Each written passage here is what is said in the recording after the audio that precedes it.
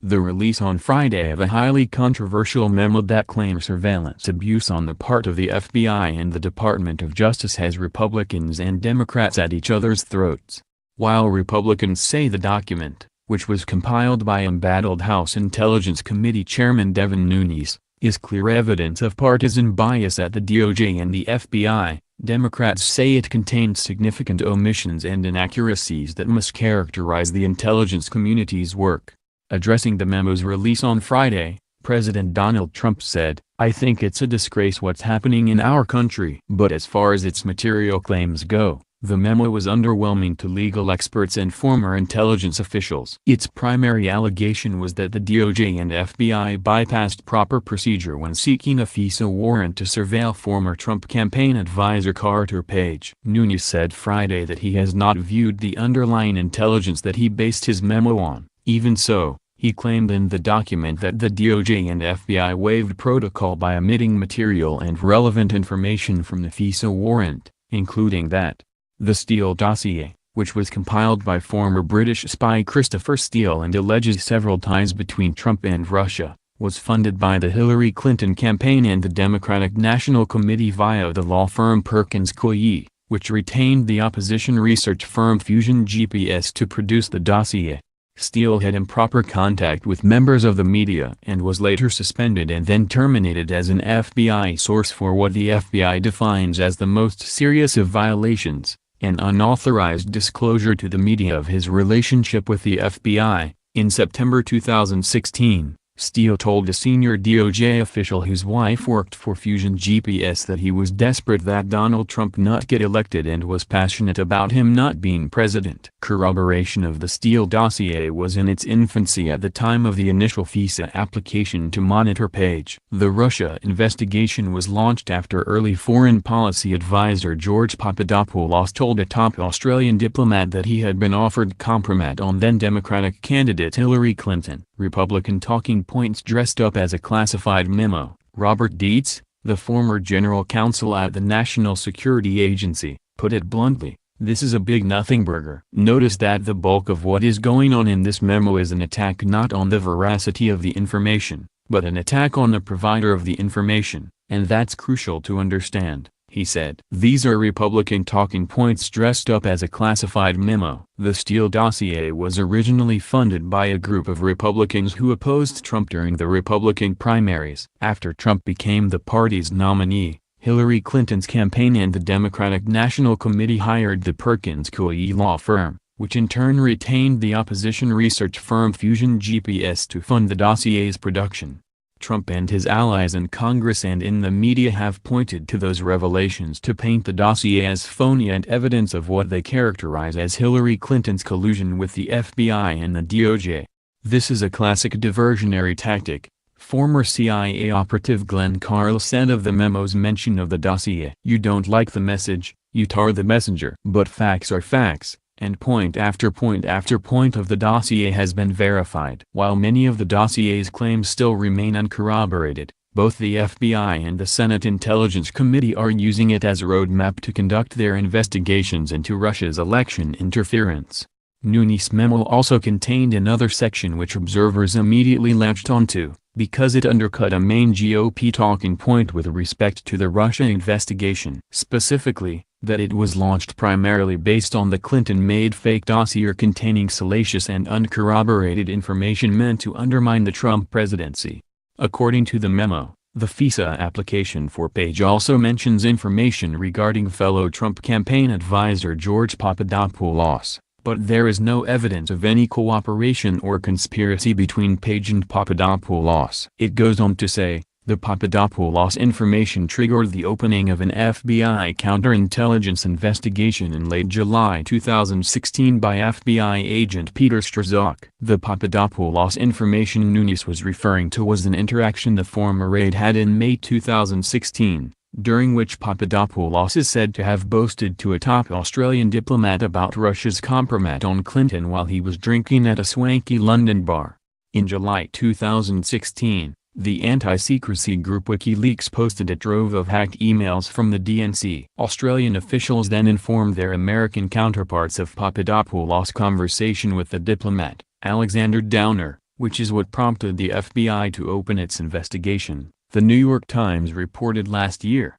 So Nunes is indirectly admitting here that the Steele dossier was not, in fact, the factor that launched the Russia investigation, Carl said.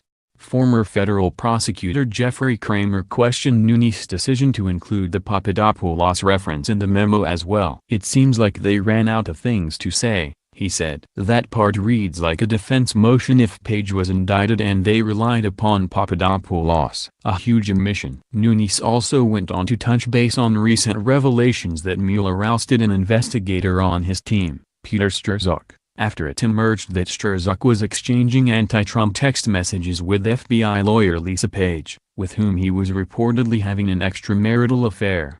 Nunes' memo claims that the Strzok-Page texts demonstrated a clear bias against Trump and in favor of Clinton, adding that they reflect extensive discussions about the investigation, orchestrating leaks to the media, and include a meeting with Deputy Director McCabe to discuss an insurance policy against President Trump's election. Patrick Cotter, a longtime former federal prosecutor who has worked in the past with investigators on Mueller's team, said of the texts in an earlier interview, "I guess I'd ask how the existence or content of emails between two people at the FBI could possibly change any of the facts." What, former National Security Advisor Michael Flynn, said matters, the circumstances of his resignation matter, Attorney General Jeff Sessions' actions, the facts surrounding Comey's firing and Mueller's appointment, all those facts matter, he added. What two people at the FBI not directly involved in any of these events said to each other does not matter, and it hardly would be evidence that had any admissibility or relevance to the Mueller investigation or an eventual grand jury's decision regarding that evidence. Carl made a similar point with respect to Steele's conversation with Bruce a senior DOJ official whose wife worked for Fusion GPS during the 2016 election. Who oversees the Organized Crime Task Force at the DOJ, told the FBI that Steele told him in September 2016 that he was desperate Trump not be elected and was passionate about him not being president. Steele's concern, Carl said, was natural given the extensive associations of the Trump entourage with Russian intelligence activities. But this is immaterial. If 2 and 2 add to 4, it does not matter that the person doing the math is left-handed or right-handed. Moreover, experts said the fact that reported his conversations with Steele to the FBI undermines the claim that he was a partisan.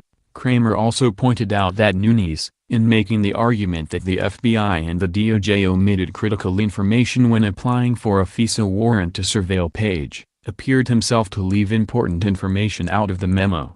In particular, Kramer dismissed the memo's claim that senior FBI official Bill Priestap said the dossier's corroboration was in its infancy at the time of the first FISA application targeting Page. It neglects to note that Carter Page was on the FBI's radar going back to 2013 or 2014 with respect to foreign agent relationships, he said. That is a huge omission. Nothing in the memo substantiates this politics of hysteria. Experts also highlighted a paragraph in the beginning of the memo as proof that the nation's top law enforcement and intelligence officials took the necessary steps to ensure proper protocol was followed when it came to targeting U.S. citizens for surveillance. The FBI and DOJ obtained one initial FISA warrant targeting Carter Page and 3 FISA renewals from the FISC. As required by statute, 50 U.S.C. 1805 D.1, a FISA order on an American citizen must be renewed by the FISC every 90 days and each renewal requires a separate finding of probable cause. Then Director James Comey signed 3 FISA applications in question on behalf of the FBI, and Deputy Director Andrew McCabe signed one. Then DAG Sally Yates, then Acting DAG Dana Bowendi, and DAG Rod Rosenstein each signed one or more FISA applications on behalf of DOJ. The information demonstrates that there were 7 different instances when the FISA application had to be adjudicated, and each time it was renewed, and by 5 different people from multiple agencies, said Carl, the former CIA operative. And all of that is prior to the deliberations and decisions, 7 times over, by the Foreign Intelligence Surveillance Court, which is yet another branch of the government. The information Nunes presented, he said, indicated that the DOJ and the FBI were following the rule of law and correct procedure to the very last step. That's the job. That's what they did. Kramer largely agreed and pointed out that the laundry list of people who have signed off on the various applications and renewals could be the attendance sheet at a Federalist Society meeting. These are all Republicans. Moreover, he added, a quick glance will also show that except Bowendi, who left on his own, and Rod Rosenstein, the rest were fired or pushed out. Dietz, the former general counsel at the NSA, said of the memo, "You read this thing through and think about all the anticipation that went into its release and think, what am I missing? The fact is, you're not missing anything," he said. "There's nothing new in here, and more importantly, there's nothing in here that indicates the FBI or the DOJ acted inappropriately or illegally." Jens David Olin, a vice dean at Cornell Law School and an expert on criminal law, echoed that point. "There's a colossal mismatch between the claims in the introduction and the main text of the memo," he said, "which fails to deliver on its promise to detail concerns that question the legitimacy and legality of the DOJ and FBI and that constitute a troubling breakdown of the legal process." Nothing in the memo, regardless of whether it turns out to be true or a lie by omission, substantiates this politics of hysteria. Even so, it's likely Trump and his allies will characterize the memo as proof that the two agencies are politically biased against the president and therefore require a change in top leadership.